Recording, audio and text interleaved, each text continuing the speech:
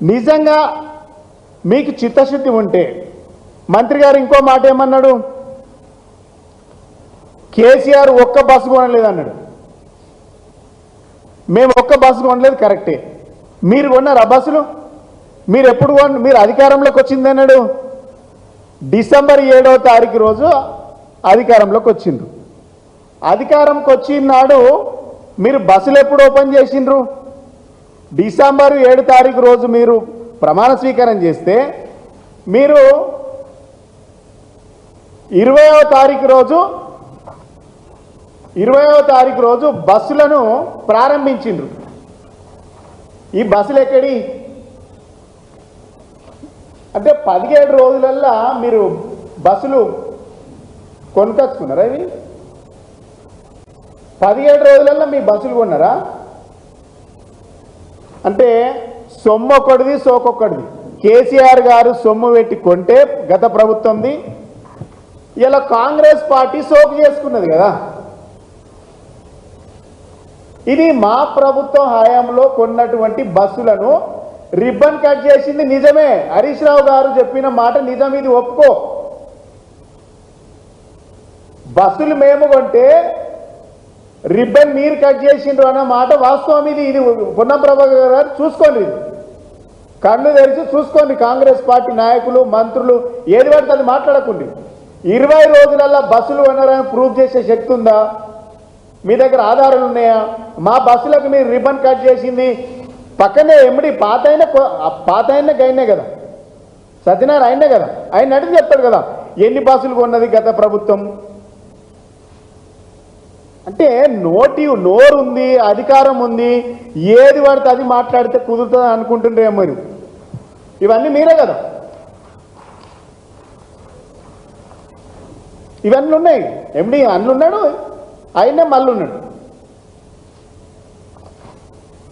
అంటే గత ప్రభుత్వం మేము బస్సులు 1000 బస్సులు కొన్నాం. మీరేం చేసిండ్రు? బస్సులు 500 బస్సులు ఎలక్ట్రిక్ ఏసీ బస్సులు కొన్నారు. దేనికి కొన్నారు? ప్రభుత్వము డబ్బు పెట్టి కొంటే ప్రభుత్వానికి ఆదాయం వస్తుంది, ప్రభుత్వంలో ఉన్నటువంటి ఉద్యోగులకు లాభం జరుగుతుంది, ఆ సంస్థకు లాభం జరుగుతుంది. మీరేం చేసిండ్రు? 500 బస్సులు కొని ఎయిర్కి ఇచ్చేసిండ్రు, రెంట్కి ఇచ్చేస్తా ఉన్నారు, హెయిర్ పెడతా ఉన్నారు. వాటిని ఆ రోజు మీ ప్రభుత్వం ఏం చేసింది? మీరు ఆ కంపెనీలకు ఇవ్వద్దు, ఓలెక్టా జేబిఎం కంపెనీలు ఏవి ఆనాడు ఈ కంపెనీలకు ఇస్తూ ఉంటే మెగా కంపెనీలకు ఇస్తూ ఉన్నారనేసి మీరు మమ్మల్ని బదనాం చేసిండ్రు. ఈ కంపెనీలు ఓలెక్టా జేబిఎం సంస్థలు ఎవరియో బహిర్గతం చేయాలి. ఈ 500 బస్సులు ఏసీ ఈ ఎలక్ట్రిక్ బస్సులు ఇలా ప్రైవేట్ చేతులకు వెళ్ళిపోయింది. ఇలా ఆర్టీసీని దారాదత్తం చేస్తూ ఉన్నారు. ఇలా ఆర్టీసీ సంస్థ కొంటే యువతకు ఉపాధి కలుగుతుంది, ఆర్టీసీకి లాభాలు వస్తాయి. మీరేం చేస్తుండ్రు? ఈ వీటిని తీసి ప్రైవేట్ కంపెనీలకు అంటగట్టిండ్రు. అగ్రిమెంట్ జరిగింది, బాజాబ్తా చెప్తున్నా. ఓలెక్టా జేబిఎం కంపెనీలకు అగ్రిమెంట్ చేసిండ్రు 500 బస్సులు. ఎక్కడెక్కడ ఇప్పుడు విషయం ఏంటంటే ఈ కంపెనీలు ఈ రెండు కంపెనీలకు 500 బస్సులను హైర్ పెట్టి మొత్తం డిస్టిక్లో ఉన్నటువంటి డిపోలను కూడా వాళ్ళ కంట్రోల్కి ఇస్తున్నారు. ఇంతకంటే దుర్భాగ్యం ఏముంటుంది? మీరు మేనిఫెస్టోలో ఏం చెప్పిండ్రు? ఇది మీ మేనిఫెస్టో, అభయహస్తం మేనిఫెస్టో, పేజీ నంబర్ 28, ఆర్టీసీ సిబ్బంది సంక్షేమం. ఆర్టీసీ కార్మికులను ప్రభుత్వంలో విలీన ప్రక్రియ పూర్తి చేసి 2 పిఆర్సీ బకాయిలను వెంటనే చెల్లిస్తామని చెప్పిండ్రు.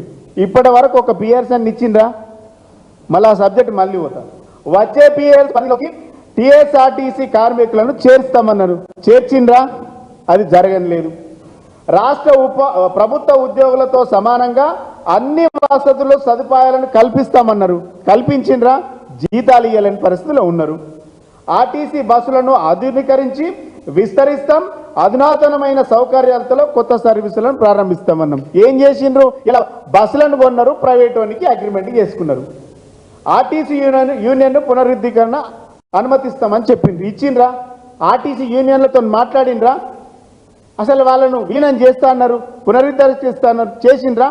ఇవన్నీ బక్వాస్, బోగస్ మాటలు మీ అన్ని. ఇలా మీరు ఏం చేస్తూ ఉన్నారు? కరీంనగర్లో డిపో 2, నిజామాబాద్లో డిపో 1, నల్లగొండలో డిపో 1, హైదరాబాద్లో డిపో 4. ఇవన్నీ కూడా ఈ ప్రైవేట్ కంపెనీలకు అన్నీ కూడా మీరు దారాదత్తం చేస్తూ ఉన్నారు. మీరు అధికారంలోకి వస్తే ఏదో ఎలుగబెడతారని జనం నమ్మి భ్రమపడి ఇలా మీకు ఓట్లు వేస్తే మీరు ఏం చేస్తుండ్రు? ఆర్టీసీని లాభాలలో తెస్తామని చెప్పిండ్రు, ఇలా నష్టాలలో నడుస్తూ ఉన్నది. కనీసం వాళ్ళకి పిఆర్సీ ఇవ్వలేని పరిస్థితి, వాళ్ళకి జీతాలు ఇవ్వలేని పరిస్థితి, రిటైర్మెంట్ వేసి ఇస్తే పైసలు ఇస్తలేరు. సెంట్రల్ గవర్నమెంట్ కింద స్కీమ్ ఉంటుంది EDLIF అని, వాటి కింద 7 నుంచి 8 లక్షల రూపాయలు వస్తాయి. ఆ స్కీమ్ కూడా మీరు పైసలు కూడా మీరే వాడుకుంటున్నారు. అరే ఆర్టీసీలో దంద నడుస్తుంది, కలెక్షన్ దంద నడుస్తుంది. ఇలా మీరు మా పైన విమర్శలు చేయడం అంటే సూర్యుని మీద ఉమ్మేస్తే ఎడబడుతుంది, అది మీ మీదనే పడుతుంది.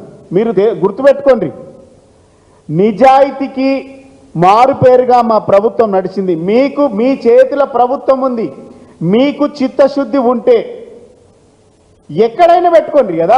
మేము డిమాండ్ చేస్తున్నాం. ఇప్పుడు 500 బస్సులు, ఏసీ బస్సులు, ఎలక్ట్రిక్ బస్సులు కొన్నారు కదా, దాని మీద అవినీతి జరగలేదు, కమిషన్లు తీసుకోలేదు అని CBCID ఎంక్వైరీ చేయండి. మా ప్రభుత్వం ఆర్టీసీలో నిజంగా ఏమైనా తప్పు జరిగిందా అని ఎంక్వైరీ చేయండి. ప్రభుత్వం మీదే ఉంది కదా.